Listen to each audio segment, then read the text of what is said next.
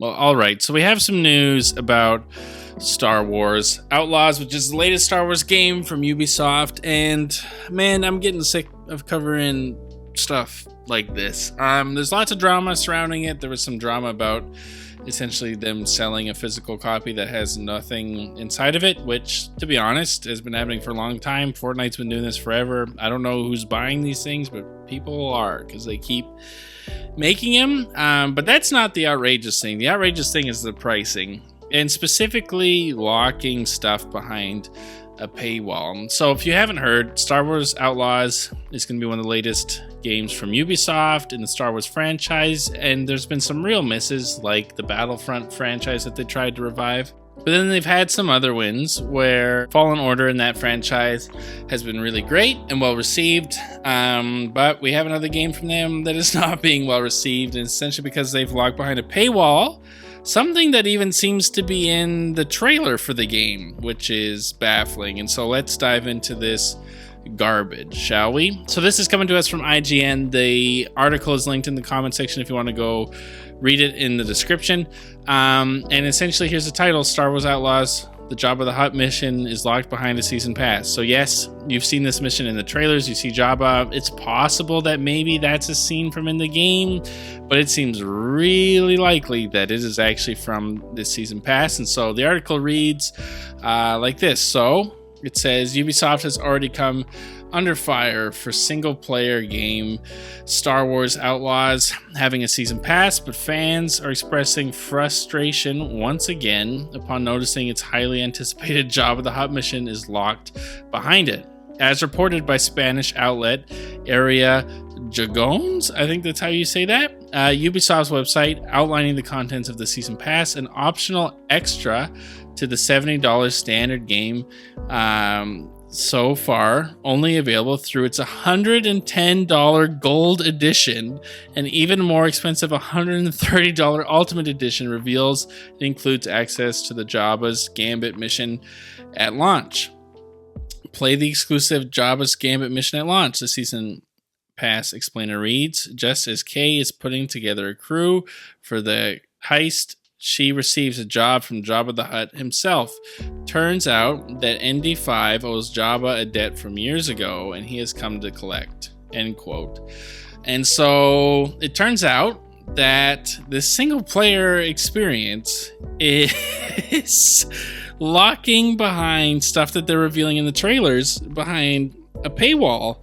And that's pretty bonkers. This kind of stuff is driving me nuts. And you know, it's been here for a long time, and usually when it comes to these things, there's season passes and extra missions and DLC that you can buy that really have no ramifications toward the game. Ubisoft, for example, famous for Assassin's Creed, they often have expansions or season passes or DLC that you can get. It is usually just the same missions you've played before, and there's more of them now.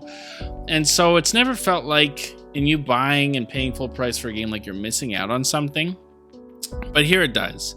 And it especially stings, I think this is the big thing, is that they've put this in the trailer, knowing that this would get people excited, and then locked it behind a $110 version of the game or a $130 version of the game. And this stuff is just baffling to me. And the thing is, it's only going to become more and more common. And I am not thrilled with where the gaming industry is headed recently. That we still have great stuff and consumer-friendly things and people who care about their fan bases, but the increase of these season passes and these paywalls is becoming more and more of a problem. And it's only going to get worse and worse and worse. And it's because it makes them a ton of money. That to show Jabba the Hutt in your trailer and then to lock it behind our 110 gold edition, they know that people are willing to drop the money, and Ubisoft is going to make money for doing this. And I think I don't know. I think the only way that you can honestly say that, hey, I want to pay $70 for a game and get what was in the trailer actually in the game is by not purchasing experiences like this. And that's hard for someone who's a Star Wars fan, who wants to be able to dive into this and experience these missions and gets excited to see the different lore coming together.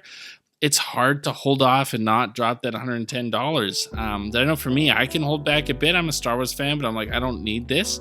But if it was in Spider-Man 2 or if it was in The Last of Us, I would have a hard time if they showed something in the trailer that brought in something else. Like, let's imagine Last of Us Part 3 is releasing and it turns out that in the trailer you see Tommy, but then it turns out that you find out later that Tommy isn't actually in the regular price version of The Last of Us Part 3, and instead you need to buy the $110 version of The Last of Us Part 3 to get that Tommy mission that you've seen in the trailer. Like, that would be preposterous.